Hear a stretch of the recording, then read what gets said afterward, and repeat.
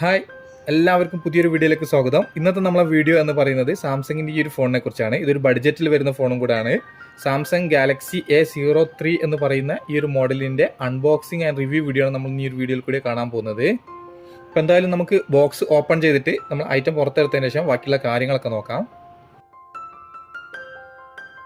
Box open ചെയ്യുമ്പോൾ തന്നെ ചെറിയൊരു ബോക്സ് കാണാം. അതിനകത്തായിട്ട് കുറച്ച് യൂസർ മാനുവൽ മാത്രമാണുള്ളത്, വേറെ ഒന്നും വരുന്നില്ല. അടുത്തതായിട്ട് നമ്മളെ ഫോൺ നമുക്കിവിടെ മാറ്റി വെക്കാം. ബോക്സിൽ പിന്നുള്ളത് ചാർജിങ് അഡാപ്റ്റർ, പിന്നുള്ളത് charging cable, micro USB charging കേബിളാണ്. പിന്നെ ഒരു സിം എജക്റ്റ് ടൂളാണുള്ളത്. ഇതിൻ്റെ കൂടെ നമുക്ക് ഇയർഫോണൊന്നും വരുന്നില്ല. ഇതിന് മുമ്പേ നമ്മൾ റിവ്യൂ ചെയ്തിട്ടുള്ള ഇതുപോലുള്ള ബഡ്ജറ്റ് ഫോണുകളിലൊക്കെ നമുക്ക് ഒരു TPU കേസ് കിട്ടിയിട്ടുണ്ടായിരുന്നു, പക്ഷേ അതും ഇതിൻ്റെ കൂടെ വരുന്നില്ല. അപ്പോൾ ഇത്രയാണ് ബോക്സിലുള്ളത്. അപ്പോൾ ഇതാണ് നമ്മുടെ സാംസങ് ഗാലക്സി A03 എന്ന് പറയുന്ന മോഡല്. എൻ്റെ കയ്യിൽ വരുന്ന ഒരു വേരിയൻറ്റ് 3GB റാമും 32GB ഇൻറ്റേർണൽ സ്റ്റോറേജുമുള്ള ബ്ലാക്ക് കളറാണ്. ഈ ഒരു കളർ കൂടാതെ വേറെയും 2 കളറിൽ ഇത് അവൈലബിൾ ആണ്. റെഡ്, ബ്ലൂ എന്നിങ്ങനെ 3 കളറിലാണ് ഇത് വരുന്നത്. അപ്പോൾ ഈ ഒരു ഫോണിൻ്റെ ഭാരം വരുന്നത് 196 ഗ്രാമാണ്. അതുപോലെ തന്നെ ഇതിൻ്റെ ഒരു തിക്നെസ് നോക്കുകയാണെങ്കിൽ 9.1 mm ആണ് ഇതിൻ്റെ ഒരു തിക്നെസ്സും വരുന്നത്. അത്ര വെയിറ്റ് ഒന്നും ഫീൽ ചെയ്യുന്നില്ല, ഒരു ലൈറ്റ് വെയിറ്റ് പോലെ തന്നെയാണ് ഫീൽ ചെയ്യുന്നത്. നല്ല ഹാൻഡി ആയിട്ട് കൊണ്ടു നടക്കാൻ പറ്റുന്ന ഒരു ഫോണാണ്. നല്ല ഗ്രിപ്പൊക്കെ ഉള്ളൊരു ഫോണാണിത്. ഇനി ഫോണിൻ്റെ റൈറ്റ് സൈഡിലായിട്ടാണ് പവർ ബട്ടൺ, അവിടെ തന്നെയാണ് വോളിയോ ബോക്കേഴ്സും കൊടുത്തിട്ടുള്ളത്. മുകളിലൊരു നോയിസ് ക്യാൻസലേഷൻ മൈക്കും. ലെഫ്റ്റ് സൈഡിലായിട്ടാണ് സിം ട്രേ വരുന്നത്. ഈ സിം ട്രേ നമുക്ക് ഓപ്പൺ ചെയ്ത് നോക്കാം. ഇതിൽ നമുക്ക് ഒരേ സമയത്ത് 2 നാനോ സിം കാർഡും ഒരു മൈക്രോ SD കാർഡ് ഇട്ട് യൂസ് ചെയ്യാൻ പറ്റുന്ന ഒരു ട്രേ ആണ് ഇതിൽ വരുന്നത്. ഇതിൽ 4G സപ്പോർട്ടുള്ള 5G ഫോണും നല്ലത്.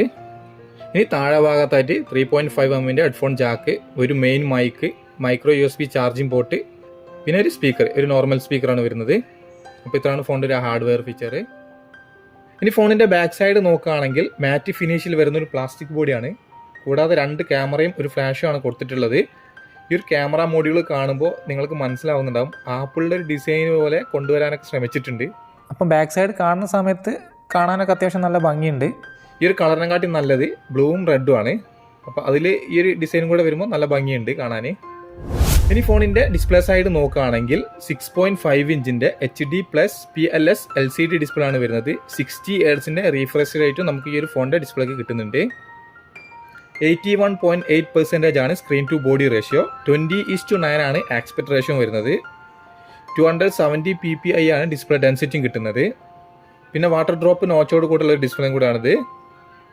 അപ്പോൾ തിരക്കേടില്ല, വലിയൊരു ക്വാളിറ്റി ഡിസ്പ്ലേ ഒന്നല്ല, ഒരു ആവറേജ് ഡിസ്പ്ലേ ആണ് നമുക്കൊരു ഫോൺ വരുന്നത്. പിന്നെ ഇതിൻ്റെ ഒരു ടച്ച് പെർഫോമൻസ് എന്ന് പറയുകയാണെങ്കിൽ നല്ലൊരു സ്മൂത്ത്നെസ് എന്ന് പറയാൻ പറ്റില്ല, എന്നാലും തിരക്കേടില്ല. ഇനി ഫോണിൻ്റെ ഓപ്പറേറ്റിംഗ് സിസ്റ്റം നോക്കുകയാണെങ്കിൽ ആൻഡ്രോയിഡ് 11 ഈ ഫോൺ വരുന്നത്. അതുപോലെ യൂണി SoC T606 എന്ന് പറയുന്ന ഒരു ഒക്ടാകോർ പ്രൊസസ്സറാണ് ഇതിൽ വരുന്നത്. അപ്പോൾ ഇതിൽ വരുന്ന പ്രൊസസ്സർ നോക്കുകയാണെങ്കിൽ അത്ര വലിയൊരു പെർഫോമൻസ് തരുന്ന ഒരു പ്രൊസസ്സർ ഒന്നല്ല, ഒരു മീഡിയം റേഞ്ചിൽ നിൽക്കുന്ന ഒരു പ്രൊസസ്സറാണ്. അപ്പോൾ ഇതിൽ വലിയ ക്വാളിറ്റിയുള്ള ഗെയിംസ് ഒന്നും കളിക്കാൻ സാധിക്കില്ല. ഒരു ചെറിയ രീതിയിലുള്ള ടംബിൾ റണ്ണ് പോലുള്ള ഗെയിംസ് ഒക്കെ നമുക്ക് ഇതിൽ കളിക്കാൻ സാധിക്കുള്ളൂ. ഈ ഒരു ഫോൺ ഒരു സാധാരണക്കാർക്ക് വേണ്ടിയിട്ടുള്ള ഫോണാണ്, ഒരു ഹെവി യൂസിനുള്ള ഫോണല്ല. ഈ ഫോൺ അവൈലബിൾ ആവുന്നത് 3 വേരിയന്റിലാണ്. നമ്മുടെ കയ്യിലുള്ള 3GB and 32GB, 3GB and 64GB, 4GB and 128GB ഈ ഫോൺ അവൈലബിൾ ആണ്. ഇനി ഫോണിന്റെ ക്യാമറ സൈഡ് നോക്കുകയാണെങ്കിൽ 2 ക്യാമറകളാണ് ഇതിൽ കൊടുത്തിട്ടുള്ളത്, നമ്മൾ നേരത്തെ പറഞ്ഞതുപോലെ തന്നെ. അപ്പോൾ ഇതിൽ വരുന്ന main camera 48 MP f1.8 aperture വാല്യുള്ള ഒരു മെയിൻ ക്യാമറ ആണ്. അടുത്തൊരു ക്യാമറ വരുന്നത് 2 MP f2.4 അപ്പേച്ചർ വാല്യുള്ള ഒരു ഡെപ്ത് സെൻസറാണ്. അങ്ങനെ 2 ക്യാമറകളാണ് ഇതിൽ വരുന്നത്. ഇതിൽ വൈഡ് ലെൻസോ അതുപോലെ തന്നെ മാക്രോ ലെൻസോ ഒന്നും വരുന്നില്ല.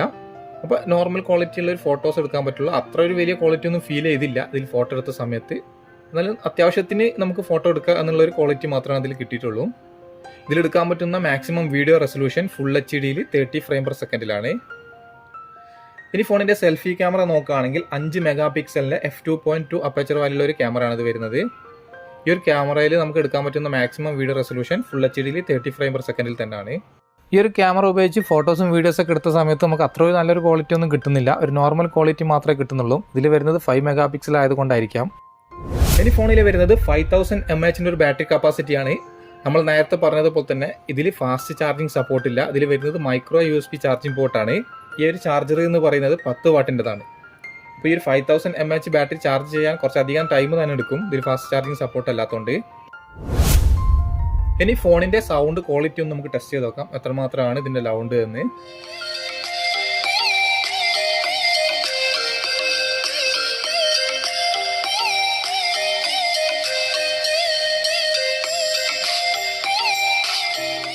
അപ്പോൾ സൗണ്ട് കേട്ട സമയത്ത് നല്ല ലൗഡായിട്ടുള്ള സൗണ്ട് തന്നെ നമുക്ക് ഇതിന് കിട്ടിയിട്ടുണ്ട്. അത്യാവശ്യം നല്ല ക്വാളിറ്റിയുള്ള സ്പീക്കർ തന്നെയാണ് ഇതിൽ വരുന്നത്. ഇനി ഫോണിൽ വരുന്ന കണക്ടിവിറ്റി നോക്കുകയാണെങ്കിൽ വൈഫൈയിൽ 2.4 5 GHz സപ്പോർട്ടാണ്. ഇതിൽ NFC വരുന്നില്ല, അതുപോലെ തന്നെ സ്ക്രീൻ റെക്കോർഡിംഗ് വരുന്നില്ല. ബ്ലൂടൂത്തിൽ 5.1 ആണ്. പിന്നെ വോൾട്ടി കോളിംഗ് സപ്പോർട്ട് ഉണ്ട്. അപ്പോൾ ഇവിടെ കാണുന്ന ഇത്രയും ഓപ്ഷനാണ് ഇതിലുള്ളത്. ഇനി ഫോണിൽ വരുന്ന സെക്യൂരിറ്റി ലോക്ക് നോക്കുകയാണെങ്കിൽ ഫേസ് ലോക്കും പാറ്റേൺ ലോക്കും മാത്രമാണ്. ഇതിൽ ഫിംഗർ പ്രിന്റ് ലോക്ക് നമുക്ക് ഇതിൽ കിട്ടുന്നില്ല. അതൊരു വളരെ കുറവായിട്ടുള്ള കാര്യം തന്നെയാണ്. നമുക്ക് ഒരു ഫേസ് ലോക്ക് ഒഴിവാക്കിയിട്ട് ഫിംഗർ പ്രിന്റ് സെൻസർ കൊടുക്കായിരുന്നു കുറച്ചും കൂടി ബെറ്റർ. അധിക പേരും യൂസ് ചെയ്യുന്നത് ഒരു ഫിംഗർ പ്രിന്റ് സെൻസറാണ്. ഫേസ് ലോക്കൊക്കെ അപൂർവം പേര് മാത്രമേ യൂസ് ചെയ്യാറുള്ളൂ. ഈ ഒരു പ്രൈസ് റേഞ്ചിൽ വരുന്ന അധിക ഫോണുകളിൽ നമുക്ക് side mount finger print sensor കാണാറുണ്ട് ഈ ഒരു സമയത്ത് വരുന്ന ഫോണുകളിലൊക്കെ. അപ്പോൾ ആ ഒരു സമയത്ത് ഇതിൽ നമുക്ക് സൈഡ് മൗണ്ടും കിട്ടുന്നില്ല, റിയർ മൗണ്ട് ഒന്നും തന്നെ കൊടുത്തിട്ടില്ല. അപ്പോൾ ഫേസ് ലോക്ക് നമുക്ക് ടെസ്റ്റ് ചെയ്ത് നോക്കാം എത്രമാത്രം സ്പീഡ് ഉണ്ടെന്ന്.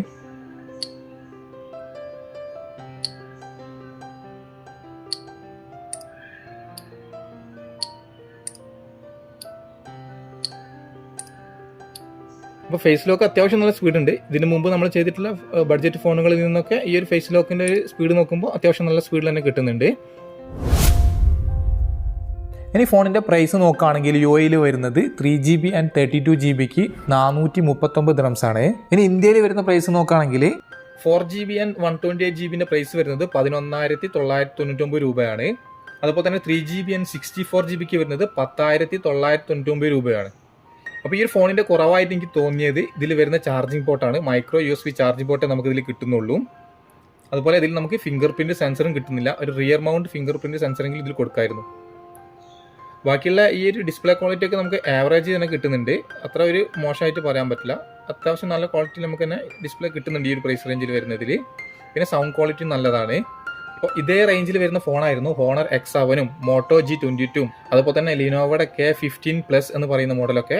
ഇത് കൂടാതെ വേറെയും ഈ ഒരു റേഞ്ചിൽ വരുന്ന ഫോണുകൾ അവൈലബിൾ ആണ് നമുക്ക്.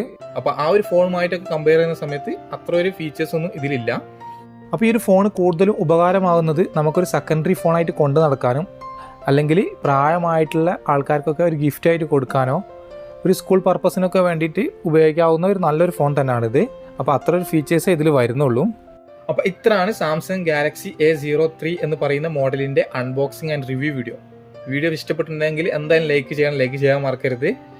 അപ്പോൾ ഇതുവരെ നിങ്ങൾ എൻ്റെ ചാനൽ സബ്സ്ക്രൈബ് ചെയ്തില്ലെങ്കിൽ എത്രയും പെട്ടെന്ന് തന്നെ സബ്സ്ക്രൈബ് ചെയ്ത് സപ്പോർട്ട് ചെയ്യുക. തൊട്ടടുത്ത് കാണുന്ന ബെൽ ബട്ടൺ ഒന്ന് ഓൾനാക്കി വെക്കുക. അപ്പോൾ ഇതുപോലുള്ള ടെക് വീഡിയോസും കുറേ ഫിഷിംഗ് വീഡിയോസൊക്കെയാണ് നമ്മൾ ഈ ഒരു ചാനലിൽ കൂടി വരുന്നത്. അപ്പോൾ പുതിയൊരു വീഡിയോ ആയിട്ട് കാണുന്നത് വരെ ബൈ.